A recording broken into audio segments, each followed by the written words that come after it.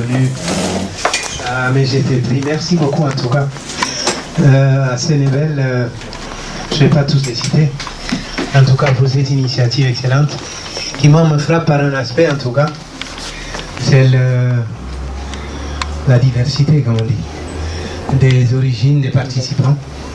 Je vois que c'est emblématique de la figure de Sankara, qui était un panafricaniste, comme tout le monde le sait, et comme on va en débattre en tout cas. Voilà, merci, bienvenue à l'horloge, et j'espère vous voir et vous revoir à l'occasion d'autres activités. Merci. D'accord, merci beaucoup. Pour nous, Sankara, c'est autre chose que tout ce que nous avons eu à voir. C'est beaucoup plus que ça. Micro. Oui. Et c'est pourquoi c'est très important de savoir, si moi je parle de Sankara, je parle de quoi? Je voulais simplement vous dire que moi je connais que 400 et 5 Sankara. Je n'aurai pas l'occasion de vous en parler de Sankara pédagogue. Ça, vous n'aurez pas l'occasion sûrement. Mais je voulais vous parler de l'homme, du camarade Sankara, de l'anti-impérialiste, le panafricaniste, et l'internationaliste. Sankara. L'homme Sankara, tel que moi je l'ai vu, moi je le prends comme un suicidaire. Ce qui m'a marqué sur Sankara, mais il prend les tracteurs, il prend les pompes, il fait toutes les actions, il court, il veut tout apporter. Si tu demandes à Sankara, il va te dire que tout est priorité chez nous. On n'a pas le temps à perdre en France parce que nous devons libérer notre peuple. Quand tu vas voir le camarade Sankara, c'est la fidélité, c'est la déontologie révolutionnaire. C'est un exemple irréprochable en termes de servir son peuple. Parce que c'est ça son slogan. Servir mon peuple. C'est ça le problème de Sankara. Il n'a pas d'autre problème quand il parle de révolution. Il ne regarde que les peuples. Et quand il parle de peuple, il ne parle pas seulement du peuple burkinabé. Sankara a eu, par hasard, le privilège d'être au Burkina, mais il aurait dû être n'importe quel point d'Afrique. Le contexte de l'avènement et de l'émergence de Sankara. Il y a quelque chose qui m'a marqué chez Sankara, c'est qu'il a fait ses études au PMK, au Burkina. Nulle part Sankara est sorti pour aller faire, comme les autres militaires, faire ses formations à l'extérieur. Cette chance lui a permis de faire ce service au Maroc, à Madagascar, mais nulle part en Europe, il n'y avait rien de ce qu'on peut lui reprocher d'être quelqu'un, parce que ce qu'on parle le plus souvent en Afrique, on te dit qu'on forme les militaires à l'extérieur avec une idéologie extérieure pour venir penser occidentale à l'intérieur de l'Afrique. Sankara était loin de ça. C'était la sève nourricière africaine qu'il a pu grandir et se développer pour servir les intérêts des peuples africains. Je voulais que cela soit clair. Deuxième élément important qui me semble pertinent, c'est le contexte dans lequel Sankara est arrivé en Afrique. Trois choses importantes qu'il y a lieu de dire. La question des États. Des États néocoloniaux, des États qui sont sortis de la conférence de Berlin, des États qui ne sont pas au service des peuples africains. C'était là un point assez important qui tenait à cœur à Sankara de dire quand même, nous devons pouvoir vivre une vie africaine. Donc les États qui existent ne sont pas des États au service du peuple. Donc moi, mon objectif serait de servir le peuple africain. Deuxième élément important, c'est que Sankara est arrivé en Afrique dans un contexte d'émiettement, pas seulement continental, mais aussi de division ethnique, ce qu'on appelle les États ethniques. Le président qui monte, il montera avec son ethnie, il fera favoriser d'autres peuples, et cela a été aussi quelque chose qui a beaucoup marqué Sankara. Il disait que, ok, moi, je ne veux plus qu'on parle d'ethnie, je veux parler de peuple africain. Le troisième problème important, c'était l'impérialisme, particulièrement l'impérialisme français et ses réseaux qui étaient des pions qui avaient la même mise sur les ressources, les intérêts, mais le phénomène de conditionnement mental des peuples africains. Ça, c'était un élément assez important parce que l'homme Sankara, lorsqu'il se lève, il veut vivre dignement. Il veut montrer que ce qu'on lui parle jusqu'à présent, ce n'est pas vrai. L'Afrique peut se développer. C'est ce qu'on parle dans le film, qu'il n'était pas un pessimiste. Il était convaincu pour lui que l'Afrique a toutes les ressources possibles de se développer. Et si l'Afrique ne se développe pas, il y a une question de la gestion donc, dans ce domaine. Donc pour moi, c'est important que nous comprenions à qui on... Alors, c'est pourquoi il est important de savoir que si l'on parle de Sankara, on parle de quelqu'un qui a une histoire aussi politique. Sankara fait partie d'un mouvement qu'on appelle le ROC. Et voilà, les officiers communistes à l'époque qui ont eu à mener le mouvement pendant la clandestinité pour arriver à un certain niveau de l'appareil de l'État. Il était conscient que le militaire ne peut être qu'un militaire qui doit servir son peuple. C'est de là qu'il parle le plus souvent, Sankara, quand il parle, il dit un militaire sans formation idéologique n'est qu'un criminel en puissance. Parce que pour lui, l'arme qu'il a doit pouvoir servir son peuple. Mais ce n'est pas l'arme qui doit abattre son peuple. Et l'expérience depuis Madagascar que Sankara a vécu, ce qu'il a vu que c'était des Africains téléguidés depuis l'extérieur qui abattaient leur propre peuple. Et ça semble être une contradiction, c'est Sankara. Donc pour lui, il faut commencer par là. Donc en travaillant sur ça, il a eu beaucoup de périspéties jusqu'à l'arrivée des Aïzerbo avec sa fameuse démission en criant malheur à ceux qui bâillonnent leur peuple pour montrer que justement, voilà, un militaire peut prendre le pouvoir en tête que plus souvent il y avait une propagande internationale contre les coups d'État. Il voulait prouver qu'on peut faire un coup d'État et être au service de son peuple, instaurer la démocratie. Le deuxième élément important qu'il faut avoir, Sankara développe trois choses. Auto-formation, auto-développement, auto-organisation. Par le peuple. Compter sur ses propres forces pour oser inventer l'avenir radieux pour les peuples africains.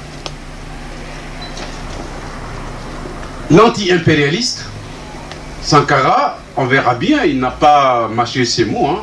Il te dit, regardez dans les plats, pour voir où se trouve l'impérialisme. Ce qui est évident, il te dira à l'autre, regarde sur ton slip. La marque que tu as l'impérialisme dans ta culotte. Parce que tu ne sais pas te produire quelque chose pour te servir toi-même. Tu as toujours été indépendant. Donc, il prônait l'autonomie, l'indépendance. Et cette indépendance, il va jusqu'à la liberté de penser. Et vous allez le voir, Sankara, il passe dans le monde, que ce soit aux États-Unis, en Europe, il n'a pas froid à l'œil de dire clairement, les yeux dans les yeux, au président européen ce qu'il pense de l'avenir de son peuple.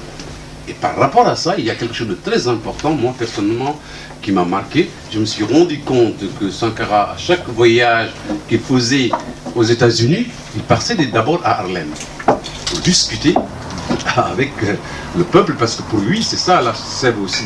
Il y a quelque chose qui s'est passé dans les relations internationales qui doit permettre aussi à faire passer son discours.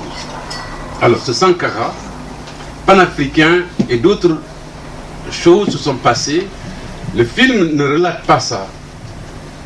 Le film ne nous dit pas que Sankara est panafricain en réalité, parce que Sankara, il est le président africain qui a plus de conseillers africains à son sein. Il n'y a pas un seul, pratiquement pas de pays africain dont les représentants n'étaient pas beaucoup. Le Burkina était une cellule du panafricanisme. Et sur ce point, je me rappelle, il y a des vivants encore, je ne peux pas trop avancer là-bas, mais je peux dire quelques noms pour vous dire des choses importantes. vous pouvez comprendre que quelqu'un comme le président de la Guinée actuellement, Alpha Condé, était... Lui, je peux le citer parce qu'il ne risque rien. Je pense qu'ils ne vont pas l'abattre. Ouais, il était au Burkina. En tout cas, de 2006 à 2007, moi j'ai rencontré Alpha Condé. Voilà,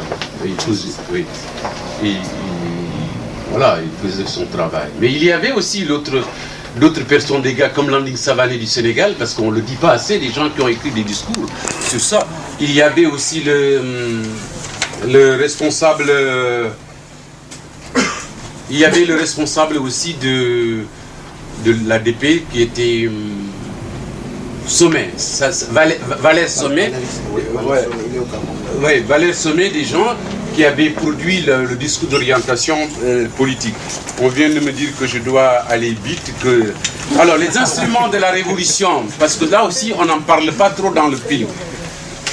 On n'a pas parlé du CNR, pardon, le Conseil national où il y avait des hommes qui avaient donné naissance à la trahison qui pouvait passer après, forcément, qui était composé essentiellement de 5 personnes, donc Kaboré, il y a Henri Zongo, il y a Lingani, il y a Blaise Compaoré et lui-même qui était dans cette affaire et qui constituait le ciment de l'unité dans le pays.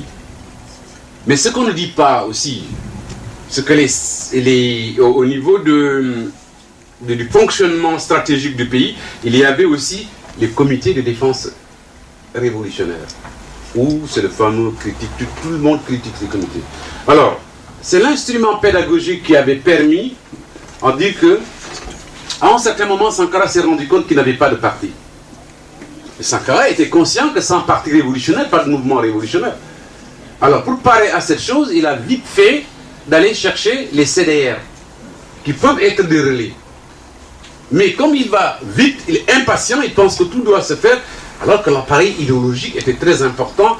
Mais Roger ne dit pas aussi dans le film que il y avait l'infiltration que les Blaise Compaoré aussi préparaient à l'époque aussi. On envoyait des gens pour provoquer. Parce que ce de quoi j'ai assisté, par exemple, moi j'ai assisté au fait que, par exemple, Sankara devait être liquidé dans un bain de foule lors d'une conférence. Mais les Blaise Compaoré, c'était le bras de la jeunesse de Blaise Compaoré qui devait faire Et ce jour-là, je pense que le gars qui l'a même sauvé, c'était Alpha Condé qui l'a sauvé de cette affaire pour le maire de Caen. Alors, pour moi, les CDR, il y avait des erreurs. Mais comme disait Sankara, avant, il faisait sans erreur et il n'y avait pas de résultat. Qu'il fasse 1000 erreurs et qu'il fasse 2-3 petits succès, c'est ça pour lui le processus révolutionnaire. Et je n'en connais pas personnellement dans l'histoire de la révolution à travers le monde, quelque part où on dira aux gens qu'il n'y aura pas d'erreur dans la révolution. Il faut s'attendre que dans toute révolution, et le plus souvent même les révolutionnaires classiques disaient le plus souvent que la révolution mange ses enfants. Donc je ne pense pas que Sankara est parfait. Je voulais simplement montrer que Sankara constitue un espoir. L'espoir se traduisait dans ce qu'il appelle oser inventer l'avenir. Et quand on parle de Sankara, pour moi, sans parler de Wangye, sans parler de Patrice Lumumba, sans parler d'autres grands panafricains, on ne comprend pas alors ce qu'on veut.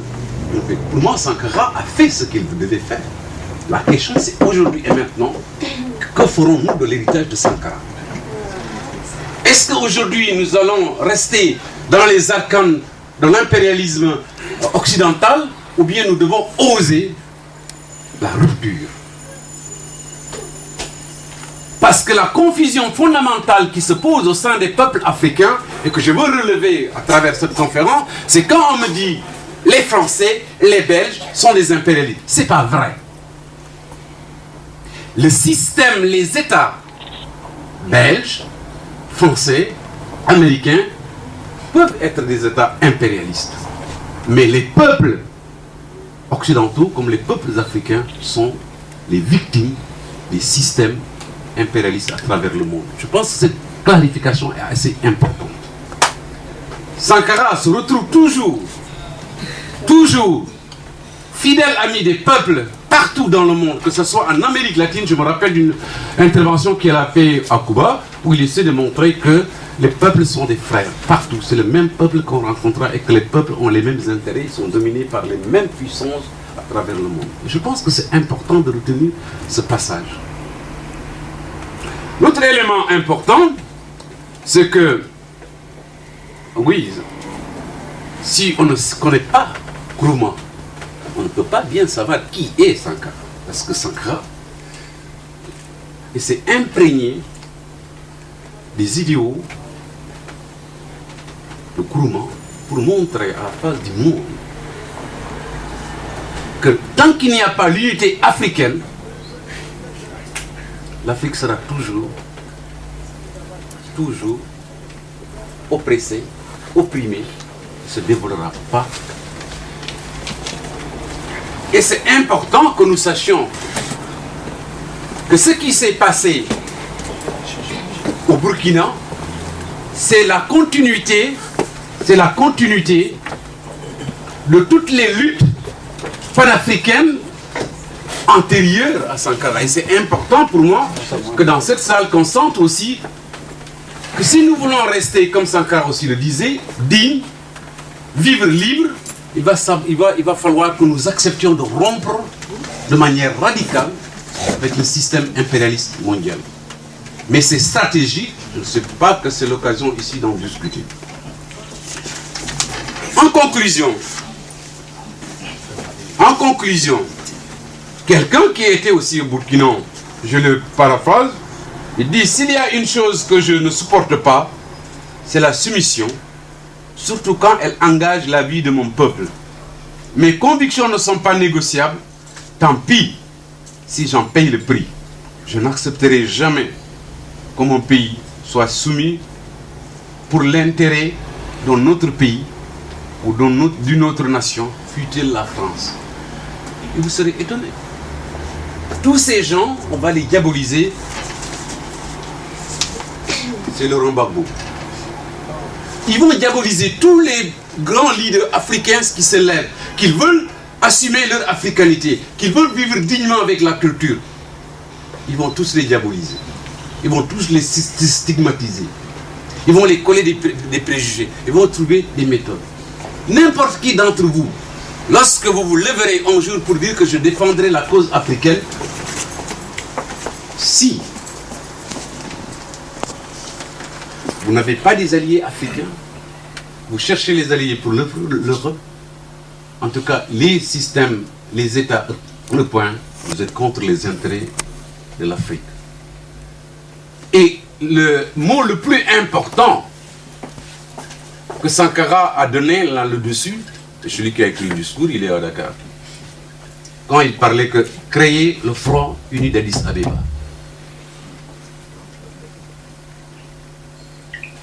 Mais la dette, ils ont payé, peut-être que les économistes, il y a des économistes dans ça, l'Afrique a payé peut-être 10, 15 fois, 20 fois la dette. Et il continue à payer cette dette. Une dette qui ne finit pas, c'est une corde au cou.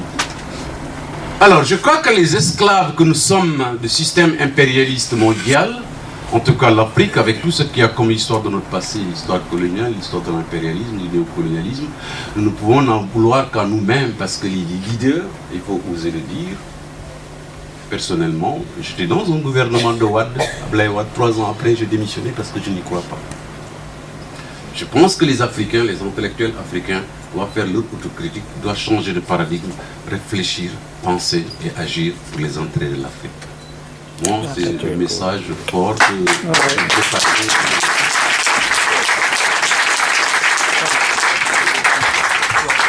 Merci à Malamine pour son introduction qui apporte des éléments nouveaux à notre documentaire. Il faut savoir, il a souligné, le document a été fait dans une orientation idéologique. Tout travail se fait dans une orientation idéologique. Et ici, le documentaire a eu ses limites également. Donc je profite pour annoncer le panel. Nous avons ici à gauche Madame Marie Marie-Claire du Firefek, c'est le nom de famille difficile à prononcer. Rouamia, on m'a aidé.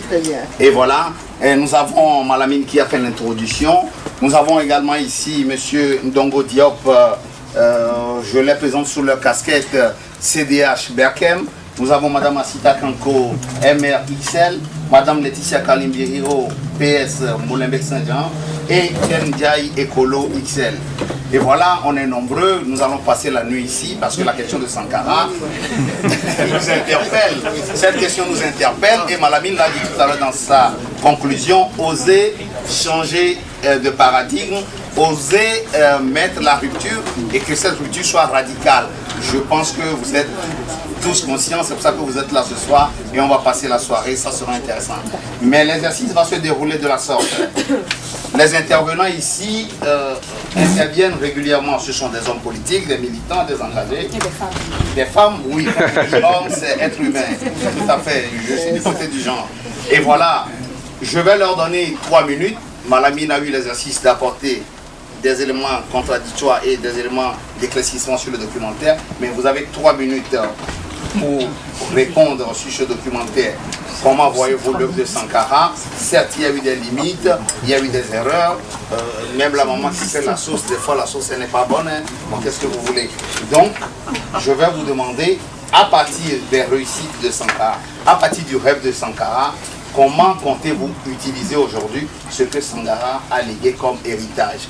Donc, 3 minutes chacun, puis nous allons laisser la parole à la salle, parce que souvent on ne laisse pas parler la salle. Moi-même, je vais essayer de me contrôler pour faire court. Donc, je vais commencer à l'autre bout de au bout de la table, madame Rouamia, Marie-Claire. Merci.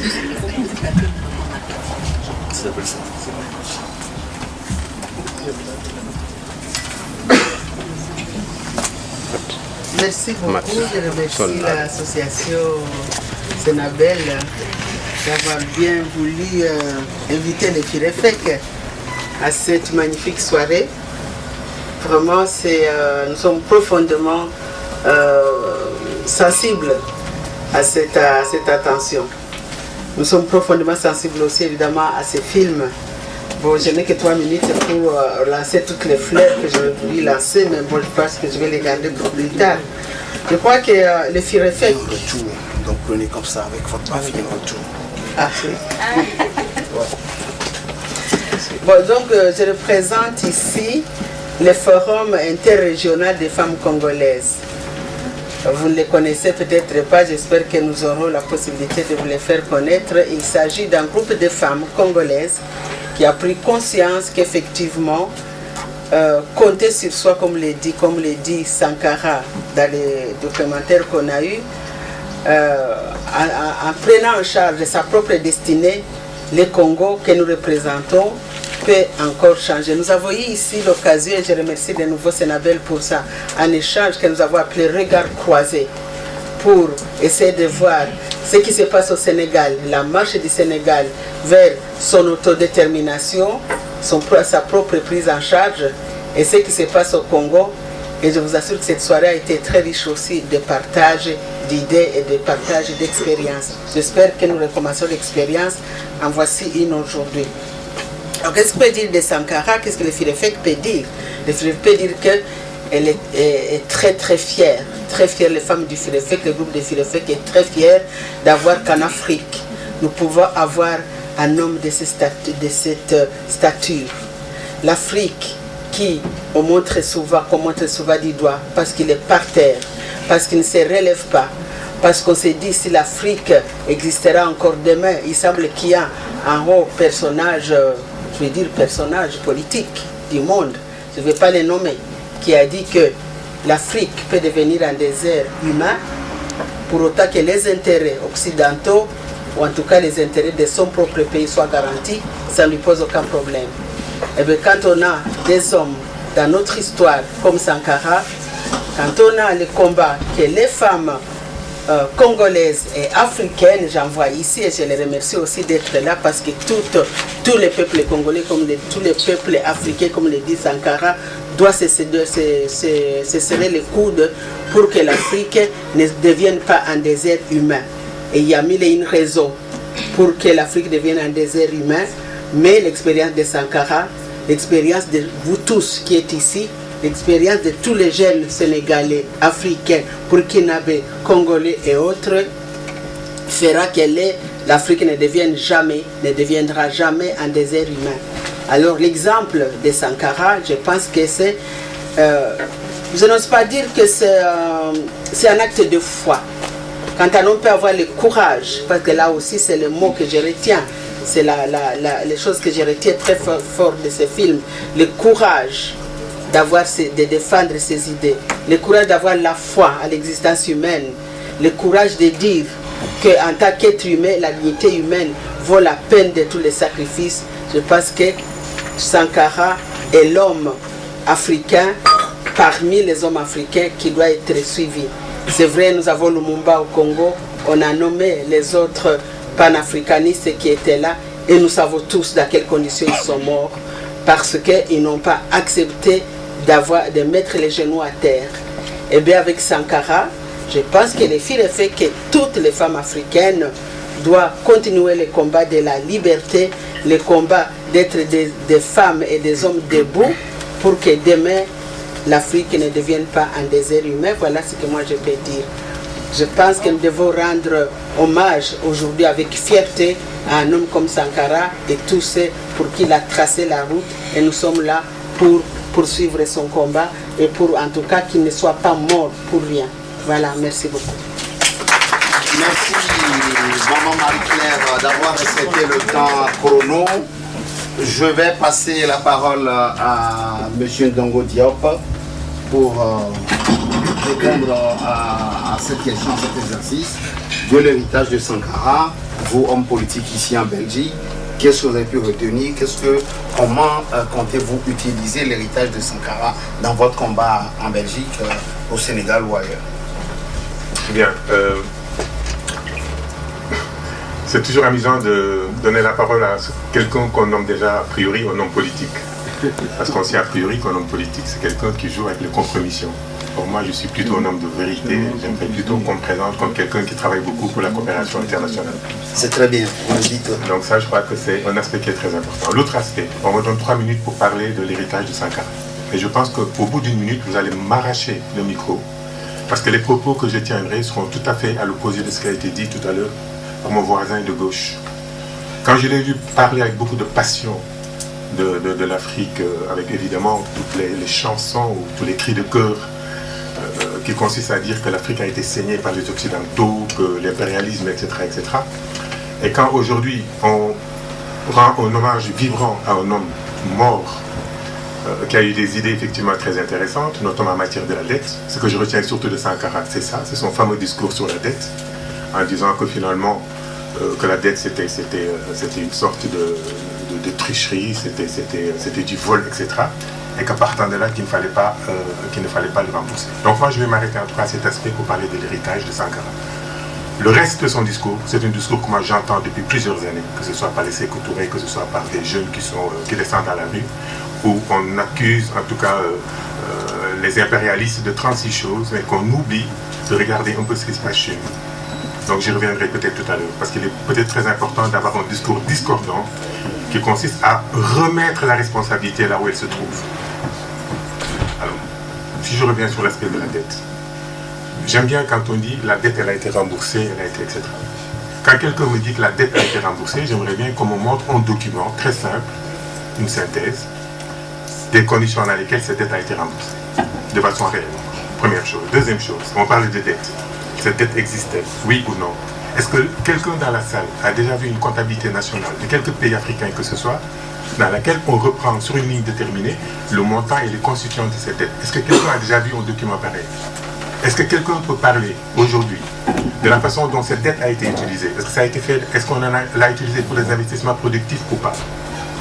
Alors, faut-il perdre son énergie, comme l'a fait certains, comme le font aujourd'hui certains intermondialistes, comme l'a fait Sankara, à vouloir éliminer une dette sur laquelle on n'a non seulement aucune prise sur ce qui a été fait de cette dette-là, mais on n'a même aucune information objective sur cette dette-là. Alors comment voulez-vous vous battre sur des choses qui concernent des données sur lesquelles vous n'avez pas de données. Donc moi je dirais aujourd'hui ce qui est important, c'est de comprendre une chose. Et c'est ce que je dis souvent quand je discute avec, en tout cas, les personnes à qui je donne cours au niveau gestion, au niveau évaluation. Quand on voit l'évolution de l'Afrique, je ne parle même pas du Burkina Faso, on voit que l'évolution, on est parti de pays en voie de développement, on est passé par des pays moins avancés, on est passé par des pays très endettés.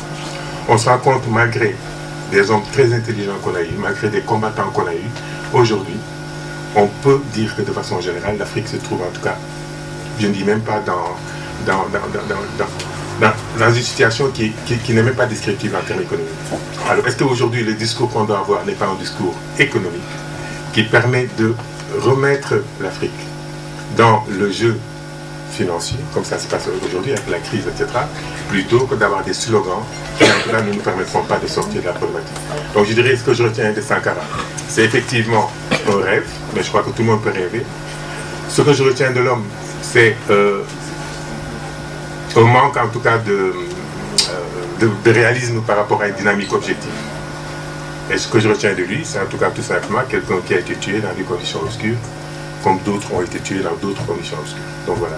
Je sais que ce que je vous ai dit ne vous plaît pas tellement, mais je dis tout simplement qu'il est temps de sortir des slogans et d'agir sur des éléments qui sont beaucoup plus objectifs. Vous êtes objectif. Je pense que ce débat a lieu d'être tout simplement parce que ça permet aux uns et aux autres d'alimenter leur théorie. Monsieur Ndongo, on vous a suivi. Je vais passer la parole à Madame Kanko Asita, qui, elle est, je ne le dis pas, elle est africaine, mais quand même vient de Ouaga également. Donc je crois qu'elle était jeune au moment où le capitaine a été assassiné, mais elle peut nous apporter des éléments. Vous avez la parole. Bon, moi je vais me lever parce que je suis plus à l'aise quand je me mets debout et ça me permet de vous voir tous.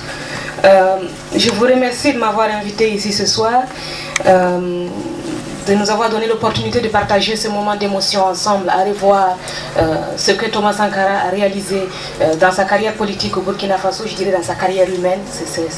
C'était pour lui un engagement plus que de la politique. Et parler de Thomas Sankara en 3 minutes, mais franchement, c'est pas simple. D'abord, je vais résumer son action. Pour moi, c'est un homme qui mobilisait en une seule personne le courage, la franchise et l'humilité. Et ça, c'est un exercice quand même difficile. Il savait très bien qu'il y avait des limites dans ce qu'il pouvait entreprendre, mais je vais citer un auteur européen. J'espère que ça ne va pas vous blesser, mais on peut apprendre de tous. Voilà, Antoine de Saint-Exupéry, je ne connais pas la citation exacte, mais je vais vous en résumer l'esprit, a dit que quand on veut construire un bateau, on a 2 options. On peut mobiliser les hommes et les femmes, on peut dire rassembler le bois, rassembler ceci et distribuer les tâches. Mais il y a une autre option, on peut créer en eux le désir de la mer. Et ce que Thomas Sankara a fait au Burkina Faso, c'est de susciter en nous l'envie d'être fier, l'envie de se lever, de prendre notre destin en main. J'avais 7 ans quand Thomas Sankara a été assassiné. J'étais pionnière aussi au Burkina Faso. J'étais une petite fille au Burkina Faso. J'ai vu les femmes souffrir. J'ai admiré le féministe en Thomas Sankara. J'ai vu des petits enfants qui n'avaient pas d'école. J'ai admiré le partisan de l'éducation de masse en Thomas Sankara. J'ai vu des gens qui n'étaient pas fiers de ce que nous avions parce qu'on préférait le katouel. On appelait ça le katouel. Je ne sais pas si vous avez la farine de maïs rouge là, qui arrivait. Je pense qu'Aminata Wanga qui est là, elle a l'école peut-être pour ça. Donc qu'on dropait qui venaient des États-Unis. Et rien que pour ça, il y a des gosses qui venaient à l'école. Donc il y a plein de choses qui étaient vraiment réelles. Donc ce n'était pas quelqu'un qui était dans le rêve. C'est parce qu'on a besoin d'une base idéologique. On a besoin d'un slogan auquel on fait adhérer les gens pour les mettre en mouvement en créant le rêve de la mer. Dans ce cas précis, le rêve de la liberté, de la fierté. J'ai vu ma mère en Faso d'Anfani. J'ai vécu dans ce Burkina Faso où en 85, 2 ans avant la mort de Thomas Sankara, je fais partie des filles qui ont été excisées au Burkina Faso en 1985. J'ai été touchée par sa volonté de protéger les femmes. J'ai été touchée par sa franchise face au chef d'État français qui est venu au Burkina Faso. J'ai vu quand il a été assassiné en 1987 comment les livres de Sénène Andrea Mirado, par exemple, si je me souviens bien, étaient lus en cachette. Donc avec les emballages de Catuel, on emballait le livre pour le lire pour que les hommes de Blaise Compaoré ne voient pas qu'on est en train de lire l'histoire de Thomas Sankara. On avait peur de ce qu'il avait pensé, de ce qu'il avait exprimé, de ce qu'il avait laissé. Et ce n'est pas tout. Aujourd'hui, cette peur est encore là. Cette peur est encore là parce que nous savons que depuis 1987, entre-temps, j'ai un enfant de 6 ans, je suis adulte, j'ai 33 ans, et Blaise Compaoré est toujours au pouvoir. Et je vois que vous avez des caméras. Je me suis opposée à Blaise Compaoré au Burkina Faso, pas à l'homme, mais à sa politique. S'il était d'accord pour la changer, il n'y a pas de problème. C'est quelque chose qui doit continuer, donc on doit oser. On doit oser. Je suis rentrée au Burkina Faso en 2010 et j'ai vu le désespoir, j'ai vu la souffrance des gens, le manque de fierté. Le matin, ils ne disent plus oser lutter, savoir vaincre la patrie ou la mort, machin, ou dire l'escroquerie, la corruption, etc. Ah bah, non. Au fil de l'eau, depuis 1987, les gens ont commencé à chuchoter. En fait, ils parlaient en cachette de Thomas Sankara, ils parlaient en cachette de la politique. Pour ceux qui ont vécu au Burkina Faso, ils savent qu'on est passé de la discussion ouverte aux petites causeries derrière la porte où on n'osait pas parler franchement. Et donc c'est devenu chacun contrôlait son voisin. Et puis en 1998, Norbert Zongo a été assassiné. Norbert Zongo qui a repris un peu le flambeau dans la presse grâce à sa plume qui parlait de la liberté de penser, de s'exprimer, du droit de penser, qui a été donc assassiné aussi dans des conditions aussi complexes et qui non encore élucidées. On a eu une couverture médiatique internationale, notamment grâce à Reporters sans frontières, mais aujourd'hui c'est encore quelque chose qui doit être prise en compte. Voilà. Je vais terminer simplement, parce que 3 minutes c'est un peu compliqué, je suis tellement enthousiaste au sujet de ceux qui se battent pour la liberté. Je vais conclure par un petit mot économique. Je bosse pour une grande banque et j'ai vu circuler dans la salle l'aide fatale. La bonne nouvelle, c'est que récemment j'ai lu dans Forbes que le Rwanda a émis des obligations, si je me souviens bien du montant, de plusieurs centaines de millions et qui a séduit le marché. Donc une autre voie est possible pour l'Afrique. La voie économique, elle est possible, elle peut remplacer progressivement le traitement des symptômes qui est fait actuellement par l'aide au développement, qui peut être réformé pas trop brusquement, mais quand même, il faut aller vers cela. Et donc cette voie économique est possible et on peut la réaliser en ayant le rêve. Si on n'a pas le rêve, on ne croit pas. Et si on ne croit pas, on ne bouge pas. Voilà ce que je peux dire. Merci.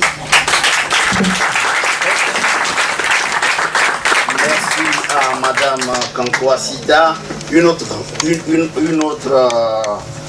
possibilité pour l'Afrique, une autre façon de voir les choses. Aujourd'hui, j'ai 2 visions économiques sur la table. Je vais passer la parole à Laetitia Kalimbiero pour réagir en 3 minutes. Même si voilà, en 3 minutes, j'aurais eu tendance à répondre à mon ami Dongo. Mais bon, mais comme on dit, on est en démocratie. Il y a de pour et de contre. Mais comme ce qui est évident, c'est que Thomas Sankara ne laisse personne indifférent. Ou tu l'aimes ou tu ne l'aimes pas. Et il y en a qui l'aiment dans cette salle, il y en a qui ne l'aiment pas. Moi, je fais partie des gens qui ont adopté ce type. Sankara n'appartient plus au Burkina. Sankara n'appartient plus à l'Afrique. Sankara, pour moi, est un patrimoine mondial. Sankara a lutté pour la liberté de son pays, il a lutté pour la liberté de l'Afrique. Sankara a lutté pour la liberté de la femme. Et c'est ce côté-là qu'on n'a pas beaucoup vu dans le film qui m'a séduit. Monsieur Malami, vous avez beaucoup parlé de son action pour la liberté, le développement, tout ça. Mais Sankara, le jour où il fallait parler de la journée de la femme africaine, il fallait présenter cette journée. Moi j'ai dit, mais cette journée-là, je vais parler d'un homme qui a parlé de la femme africaine. Un homme qui a été un précurseur, qui s'est battu pour la liberté de la femme qu'elle vient de reconnaître. Vous venez de parler de l'excision. C'est parmi les combats de Sankara. Moi je viens du Congo, donc je me sens tout à fait à l'aise de parler de ce qui se passe là-bas. De le mettre là ou là-bas, parce que je suis congolaise. Mais ces types, permettez-moi de l'appeler type, même si c'est un camarade. Parce que les autres, ils les appellent camarades, et moi, dans mon parti, on s'appelle camarade. Mais il est vrai aussi que ce que je dis n'engage que moi.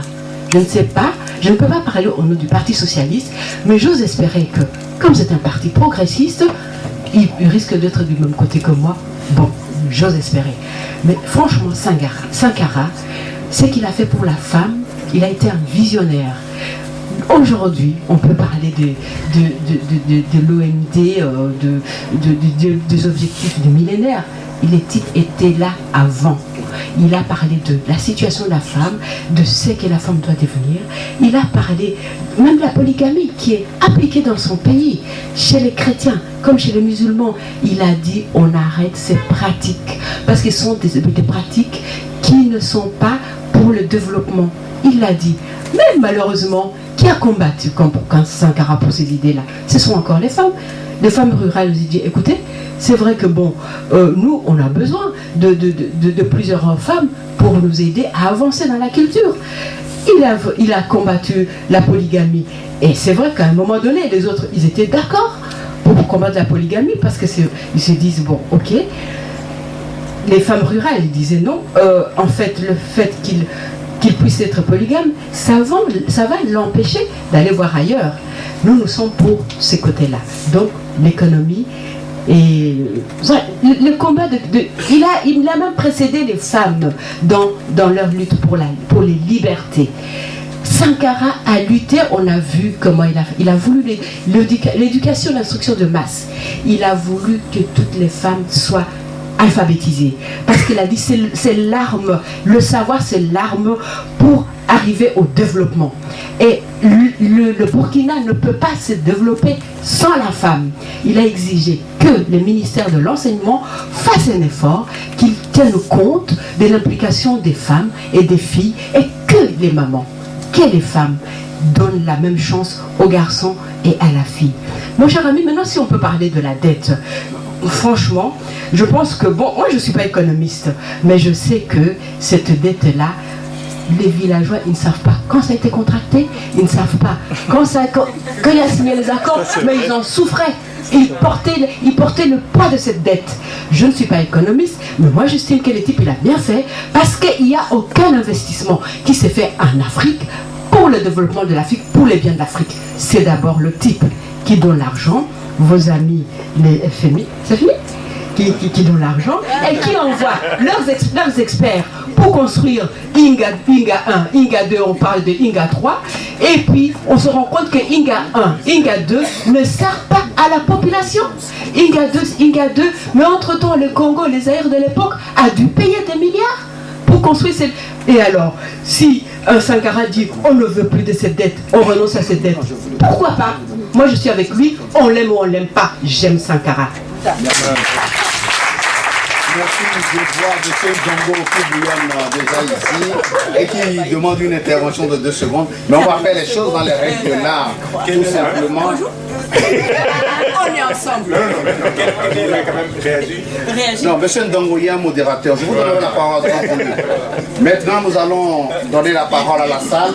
Mais en week-end, sorry. Parce que le tapis n'arrive pas sur ta table, c'est pour ça que je n'arrive pas à visionner correctement. Ouais, Ken Diaye pour 3 minutes d'exercice également. Oui, mais je ne prendrai même pas 3 minutes parce que j'ai accueilli, je vais être loyal. Tout le monde s'est déplacé, moi je n'ai pas bougé. Quand vous partirez, je vais me coucher ici tranquillement. Voilà, donc je vais être... Oui, d'abord dire que j'avoue un petit pic à mes amis. Je ne savais pas que c'était des représentants politiques qui étaient là. Ah ouais. Je croyais qu'on allait parler de Sankara. Je n'ai pas parlé de mon parti. Si vous voulez, je voilà. Et oui, c'est ça. Mais c'est ça. Donc, j'ai du mal personnellement à assumer cette casquette écolo pour parler de Sankara. Le lien ne me saute pas directement aux yeux. Non, c'est pas vrai. C'est pas vrai. Parce que je crois personnellement que c'est ce dont j'ai envie de parler, moi. C'est un homme comme Sankara, ou des hommes comme Sankara, parce qu'il y en a eu quelques-uns, effectivement, hein, des panafricanistes, dont on a cité les Kwame Nkrumah, on peut parler de Nelson Mandela, de manière plus contemporaine, qu'est-ce qu'il peut bien nous inspirer, nous, ici, aujourd'hui? C'est une dimension un peu de la question qui, moi, m'intéresse tout particulièrement. Évidemment, avec tous les hommages qui lui sont rendus, la complexité du personnage, il est incontestable qu'il a plein de facettes. Et lui-même avoue, il l'a dit, il a fait des erreurs, pour certaines qui peuvent paraître absolument monumentales, mais l'histoire fait qu'on a du recul, nous, et qu'on peut remettre les choses en contexte parfois, et être à la fois indulgent, mais aussi extrêmement clair et précis dans les jugements et les opinions qu'on a de lui, si on veut aller de l'avant, et si on veut qu'il nous inspire de la manière la plus positive, ici, aujourd'hui. Qu'est-ce que moi, aujourd'hui, vivant en Belgique, et accessoirement étant engagé en politique en Belgique, là, qu'est-ce que j'ai hérité probablement de quelqu'un comme Sankara, parce qu'il en est resté quelque chose. Nous tous, nous le disons, pour ou contre, mais il en est resté quelque chose. Des leaders, effectivement, la révolution, victoire, gloire, c'est vrai que dans notre jeunesse, en tout cas la mienne, beaucoup ici pas, j'ai vécu au contact de Sékou Touré. C'est des slogans, c'est des ritournelles de mobilisation qu'on a entendues, beaucoup, mais qui ont servi fondamentalement à mobiliser les peuples autour d'actions qui, pour certaines, ont échoué, bien sûr. Ça, c'est le cours de l'histoire, bien sûr, mais qui ont eu aussi parfois des impacts extrêmement positifs. Et très accessoirement, parce que je sais que Laetitia a déjà abordé la question avec Ndongo. Ndongo nous a demandé s'il y avait des chiffres, Je m'excuse, il y en a. Il y a des chiffres, il y a des organisations qui travaillent dessus. Les pays occidentaux ont annulé la dette, et quand ils annulent, c'est avec des chiffres. Donc s'il n'y avait pas de chiffres, ils ne pourraient pas annuler la dette si elle était non chiffrée. Donc la question de la responsabilité que vous soulevez est fondamentale. Qui est responsable de ce désastre de la dette? Et incontestablement, il y a de la co-responsabilité. Ça, c'est le moins qu'on puisse dire, de part et d'autre. Mais on ne peut pas non plus la nier totalement. Voilà pour le moment, et puis la salle nous relancera dans le débat.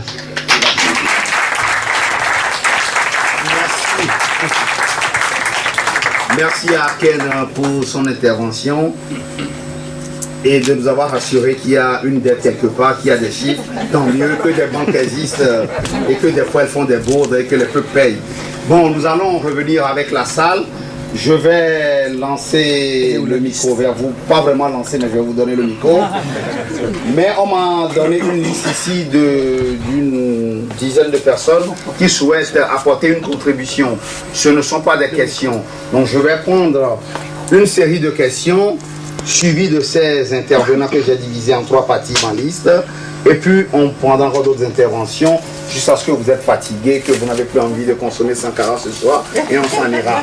Mais on m'a signalé également qu'il y aura un spectacle de 10 minutes à la fin, donc ne partez pas parce que vous allez louper quelque chose. Donc la parole est à la salle. Je vais prendre par 5 questions. Puis les intervenants ils vont parler, il n'y a pas de souci. Je ne ferai pas de privilège. Le camarade Sankara, si je peux m'autoriser à l'appeler, à un moment donné, dans les comités de défense de la Révolution, quand les gens s'amusaient à menacer avec les armes avec lesquelles ils doivent faire la sécurité du pays, leur adversaire dans le copinage, dans la traque, à un moment donné, il a dit non, c'est fini, on arrête ça. Donc ici, on est considéré sur le même pied, intervenant comme public. Donc je prendrai les membres du public et je donnerai la parole par 3 groupes. Donc Serge Aimé Koulibaly, Boraïma Ouedraogo et Traoré doivent se préparer. Après les 5 questions, je vous passe la parole et les intervenants répondent. Monsieur le modérateur, on peut savoir la liste des intervenants, qui est la liste... Je l'ai ici. Voilà. C'est des intervenants qui se sont proposés auprès des organisateurs pour apporter une contribution. Moi, j'aimerais bien prendre la parole pour juste faire une petite contribution. Je remets la n'y est pas. Voilà. Non, mais on doit... Et voilà. On devrait rectifier. Non, très bien. C'est très bien. Si vous avez choisi un modérateur, laissez-moi, je vais faire le volet. C'est très bien. La salle a la parole. Le monsieur devant ici. Écoute, on a donné la liste d'abord. Vous parlez. Je ne sais pas si vous voulez le micro ou sans micro.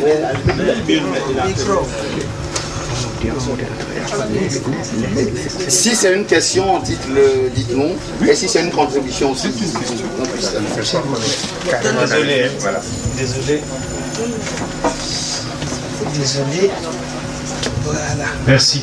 Mon nom est Emmanuel Nachi, je suis originaire de la RDC. J'ai une question pour Madame Kanko, je crois. Kanko, hein? Si je vois bien. Kanko, voilà. Mais avant de poser ma question à Madame Kanko, je veux montrer à Monsieur Dongo ce livre, et au public également. John Perkins, Les confessions d'un assassin financier. Sous-titre, Révélation sur la manipulation des économies du monde par les États-Unis. Parce que dans votre raisonnement, si je ne connais pas quelque chose, donc elle n'existe pas. Vous ne connaissez pas de chiffres, donc il n'y a pas de dette. C'est dangereux ça. Il n'y a pas d'impérialisme parce que vous n'êtes pas au courant. En tout cas, je vous passe l'information déjà et puis je pose ma question. Ma question maintenant va à Madame Kanko.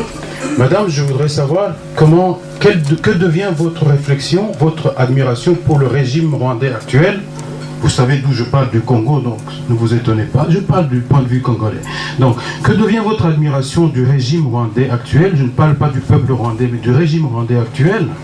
Si vous prenez en compte les deux éléments suivants, la première, c'est que oui, ils émettent des actions, etc. Une partie de cet argent vient. Si vous avez bien suivi Thomas Sankara quand il parle des peuples africains qui se massacrent entre eux, vous êtes sensible à ce que le Rwanda, le régime rwandais a fait au Congo, le sang qui a été versé notamment là-bas et les richesses du Congo qui ont été pillées et grâce auxquelles notamment il fait des actions, premier élément. Deuxième élément, un pays qui, comme vous l'admirez, enfin vous avez le droit, hein, mais qui est dont le budget est à plus de au minimum la moitié de son budget vient de l'étranger, notamment des conseillers comme Tony Blair et tout ça. Je rejoins ce que mon frère a dit tout à l'heure. Que devient votre réflexion quand vous prenez en compte ces deux autres éléments? Merci. Salvin.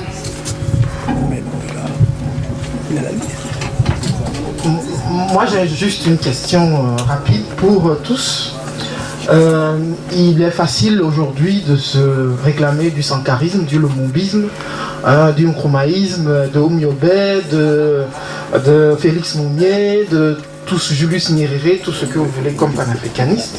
Mais je rebondis sur la question que Malamine a posée à la fin. Dans vos vies quotidiennes, qu'est-ce que vous faites de Sankara? Quelle action vous posez dans vos vies quotidiennes concernant Sankara? Parce qu'on se rend compte, parce que Sankara disait toujours quelque chose, c'est que là où on est, on s'engage et on applique les idées de son engagement, et on se rend compte que dans la communauté on fait de belles conférences, on dit des belles paroles, et puis sur le terrain on applique autre chose en fonction des intérêts financiers que l'on poursuit, en fonction des intérêts de pouvoir que l'on poursuit. Donc dans vos vies personnelles, vous par exemple vous dites évidemment que la seule chose que vous retenez c'est la dette. Pour vous, est-ce qu'il faut maintenir cette dette éternellement ou est-ce qu'il faut appliquer ça? Qu'est-ce que vous, dans votre vie personnelle, vous pensez qu'il faut faire de la dette? Et les autres ont chanté un peu les louanges de Sankara. Qu'est-ce que vous appliquez comme principe dans vos associations, dans vos structures de Sankara? Voilà. Derrière l'intervenant, une dame qui lève la main. La dame puis à l'extrême gauche ici. Excusez-moi. Alors